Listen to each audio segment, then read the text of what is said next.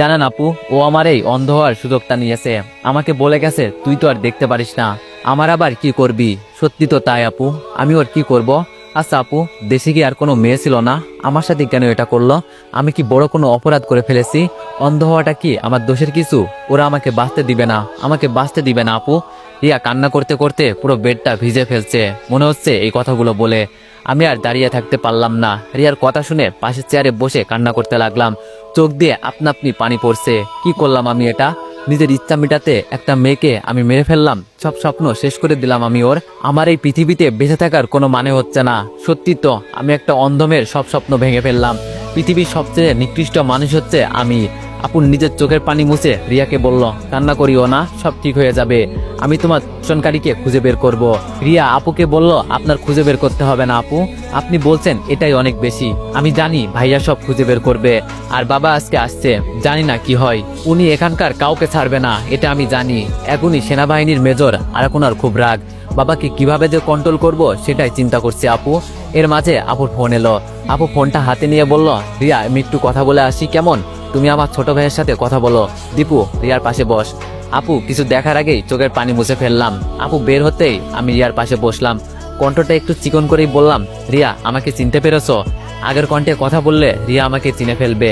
আমি খুব ভালো করেই জানি এইসব প্রতিবন্ধী মেয়েদের আলাদা একটা শক্তি থাকে যেটা আমাদের ভিতরে নেই। তবে আমি খুব বড় অপরাধ করে ফেলেছি ওর সাথে, এগুলোর প্রতিদান আমাকে দিতে হবে। তবে ওর দিকে তাকালেই কেমন জানি একটা মায়া টানে আমাকে। পাগল পাগল লাগে চারিদিক, সহ্য করতে পারি না নিজের ভিতরে ভালোবাসা আটকে রাখতে। মনে হয় যেন সব উদার করে শুধু ওকেই ভালোবাসি। রিয়া আমার দিকে ফিরে বলল, আপনি আপুর ছোট ভাই তাই না? ইস কি সুন্দর চেহারা, সত্যি ওর তুলনা হয় না। আর ওর সাথে আমি এটা কিভাবে করলাম? খুব বড় অন্যায় করে ফেলেছি আমি ওর সাথে।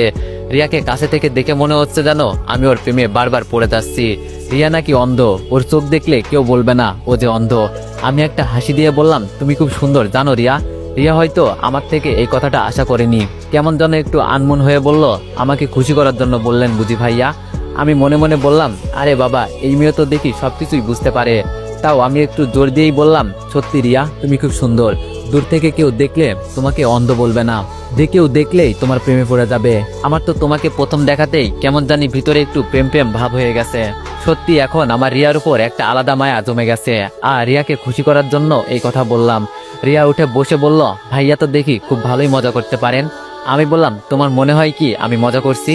রিয়া আবার মুচকে এসে বলল, আপনি খুব মজার মানুষ, আপনার সাথে কথা বলে খুব ভালো লাগলো, মনটা একটু হালকা হয়েছে। তবে আফসোস আপনাকে দেখতে পারছি না। আমি হাসি দিয়ে বললাম, মনে মনে আমাকে অনুভব করতে তো পারছো? রিয়া বলল, তাই করার চেষ্টা করছি। আচ্ছা ভাইয়া আপনার নামটা কি? আমি মজা করে বললাম, ভাইয়া বলিও না, কলিজায় আঘাত লাগে। রিয়া এবার হাসি দিয়ে বলল, জান ভাইয়া আপনিও না। আমি বললাম, যাক তোমাকে তো খুশি করতে পারলাম।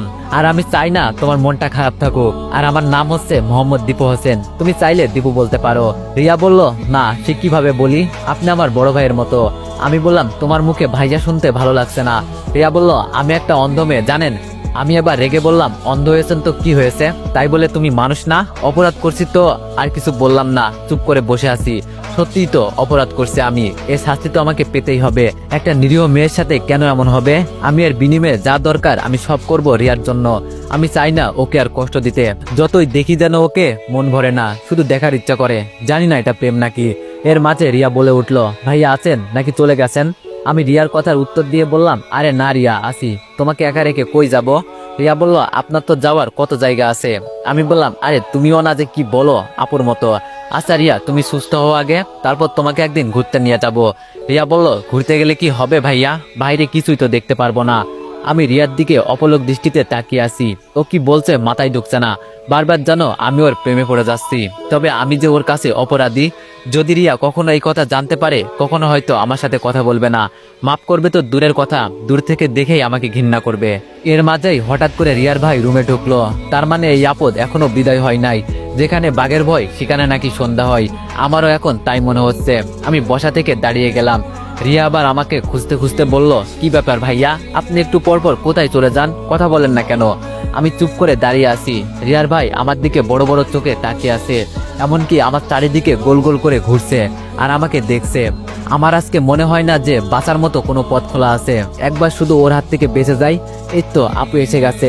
আপু এসে রিয়ার ভাইকে প্রশ্ন করলো, কি ব্যাপার, আপনি আমার ভাইকে এভাবে ঘুরে ঘুরে দেখছেন কেন?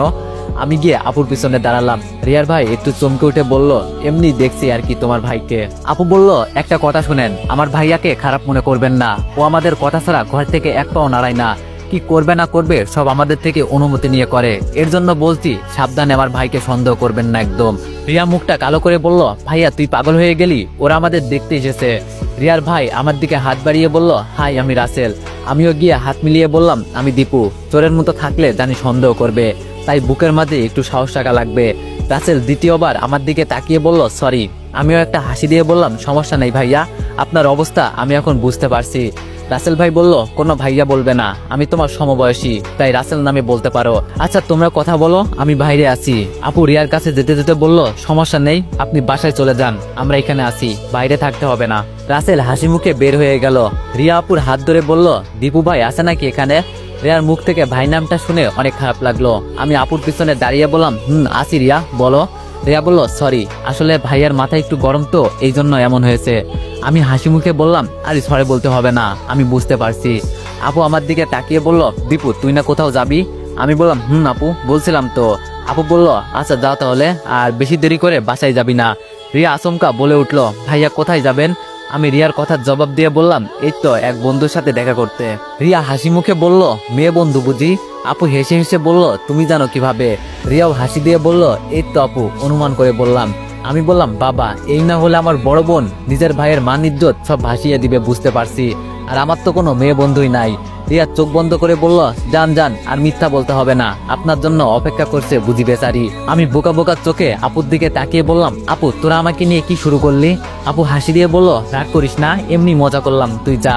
আমি যেতে যেতে বললাম, রিয়া তোমার সাথে দেখা হয়ে খুব ভালো লাগলো। রিয়াও একটু খুশি হয়ে বলল, আবার দেখা হবে আপনার সাথে, আপনি খুব ভালো। কতটা ভালো তা আমি জানি, মনটা চাই নিজেকে নিজে খুন করে ফেলি। বাইরে এসে দেখি রাসেল বসে আছে, আমাকে দেখে উঠে দাঁড়ালো। আমি এবার এগিয়ে গিয়ে বললাম, কেন এত চিন্তা করছেন? ঠান্ডা মাথায় সবকিছু করেন, এত চিন্তা করে এখন কি হবে?